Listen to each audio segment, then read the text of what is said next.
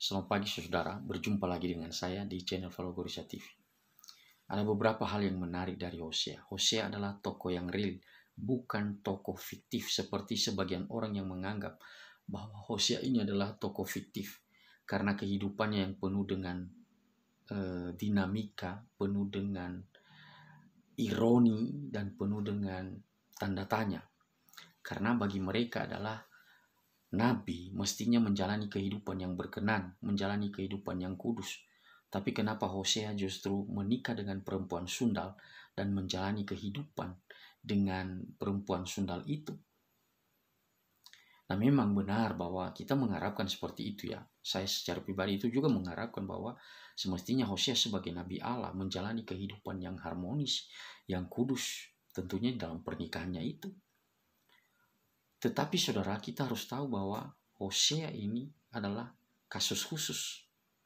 Dia dipanggil oleh Allah dalam situasi di mana umat Allah, yaitu orang-orang Israel, dikatakan oleh firman Tuhan telah membelakangi Tuhan.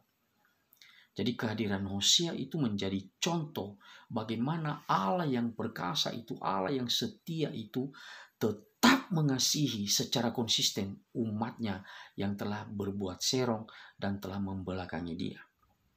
Membelakangi Tuhan artinya orang-orang Israel tidak sungguh-sungguh percaya kepada Tuhan, tidak sungguh-sungguh setia kepada Tuhan, tapi mereka percaya kepada ilah lain. Nah, saudara, kehadiran daripada Hosea itu di tengah-tengah umatnya sebenarnya diharapkan oleh Tuhan supaya mereka boleh melihat dan belajar bahwa ini loh cinta kasih Allah itu. Gambarannya adalah dalam kehidupan Hosea ini yang terus setia mengasihi, ya, menyayangi dan menerima dengan tangan terbuka istrinya Gomer yang sudah melakukan hal yang tidak berkenan. Dia bersundal, ya, karena menurut saya ya, analisa saya bahwa Gomer ini adalah perempuan yang saya kira sudah kian tidak baik sebelumnya. Karena jelas bahwa Allah mengatakan kepada Hosea untuk mengawini perempuan sundal. Berarti dia sudah sundal sebelumnya. Lalu dinikahi oleh Hosea. Nah, sebenarnya kita berharap bahwa setelah menikah mestinya ya udah dia meninggalkan kehidupan yang lama itu. Tapi sekali lagi saudara, Gomer justru menunjukkan hidup yang tidak bisa lepas dari tabiatnya itu. Ya, jadi setelah menikah pun dia juga bersundal. Ya. Tapi apa yang terjadi? Hosea tetap mengasihi. Nah, ini gambaran daripada Allah, hati Allah yang begitu besar, yang begitu penuh dengan cinta bagi orang-orang Israel. Ya, seperti ada lagu itu ya. Me tanah heunda olo walangi heudena dena bangorifi asese farei da o bava mati le nirei meya olo walangi. Jadi kadang kita ini farei bava mati artinya itu meninggalkan dia, membelakangi dia, tapi dia tetap setia. Itulah Allah, ya. Jadi Allah yang kita kenal itu adalah Allah yang begitu peduli, Allah yang penuh dengan cinta kasih. Dan menunjukkannya melalui cara hidup Hosea yang terus mengasihi Gomer.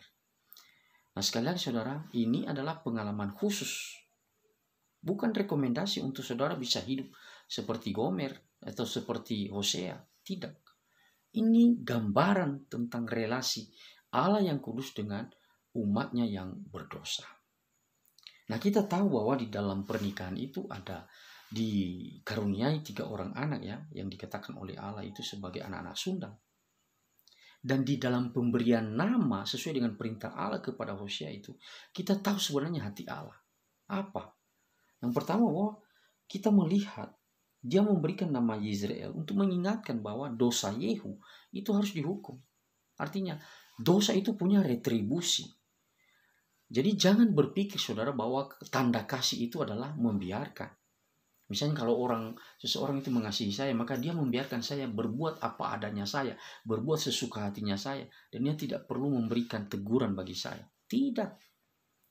Ya, memang benar Allah memanggil Hosea untuk mengawini perempuan Sunda itu Gomer, dan dia tempatkan Hosea itu sebagai nabi Allah di tengah-tengah umatnya.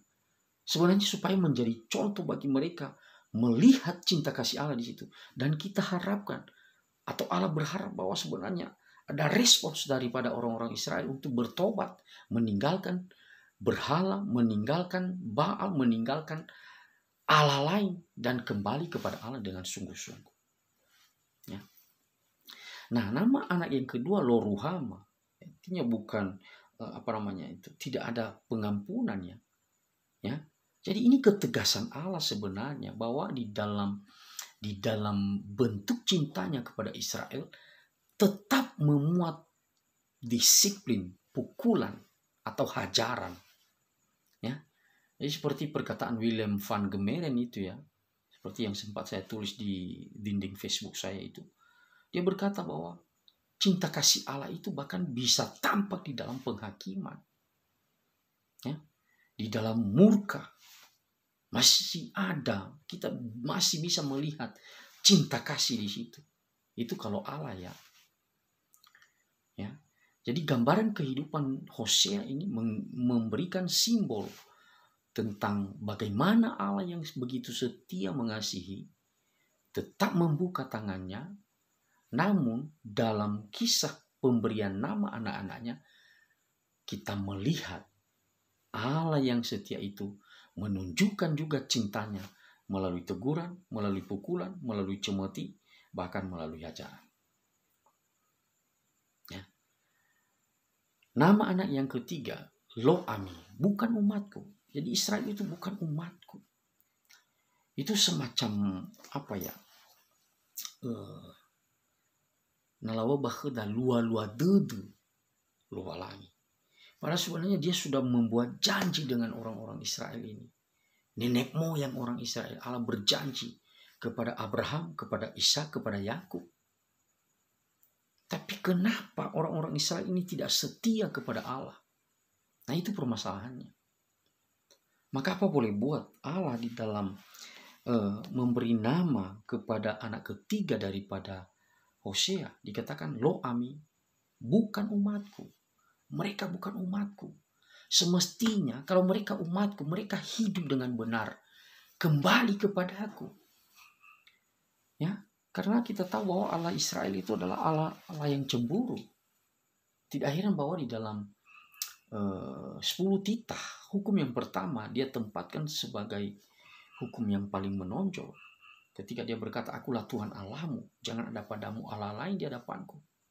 Karena apa? Karena dia adalah Allah yang kudus. Jadi kalau kita adalah seorang yang percaya kepada Allah yang kudus itu, tidak boleh tidak, kita juga harus mengambil keputusan untuk hidup berkenan kepadanya, meninggalkan dosa. Nah, Gomer yang sudah dikasihi oleh Hosea tidak bisa keluar dari tabiatnya yang seperti itu. Baik itu sebelum dia dinikahi oleh Hosea maupun sesudah ada di dalam ikatan pernikahan dengan Hosea. Ya. Bahkan ketika dia sudah bersama dengan laki-laki lain. Nanti kita lihat di pasal 3. Hosea tetap membuka tangan untuk menerima kembali Gomer yang sudah berselingkuh itu, yang sudah bersundal itu. Ya. Jadi ini saudara, ini dari satu sisi ada cinta kasih yang meluap-luap dari Tuhan terhadap umatnya. Dan sebenarnya yang diharapkan sebenarnya bahwa grace, anugerah yang Tuhan berikan kepada orang Israel itu mestinya ditanggapi. Ya, berkat yang datang dari Allah itu mereka tanggapi dengan serius. Dengan kehidupan yang bertanggung jawab, kehidupan yang kudus. Ya. Jadi nanti ketika kita melihat Israel tidak ada pertobatan, Allah harus memberikan pelajaran yang sangat hebat bagi mereka. Keluar lagi dari tanahnya, dari Yerusalem atau dari Israel itu, harus pergi ke negeri orang di tanah Babel. Ya. Jadi sebenarnya kalau kita lihat dari dalam perjanjian lama ya, keluarnya orang-orang Israel dari Mesir menuju tanah Kanaan. Itu artinya apa? Itu sebenarnya artinya pemulihan dari Allah. Ya. Kalau dulu orang jatuh dari Taman Eden, diusir karena dosanya mereka.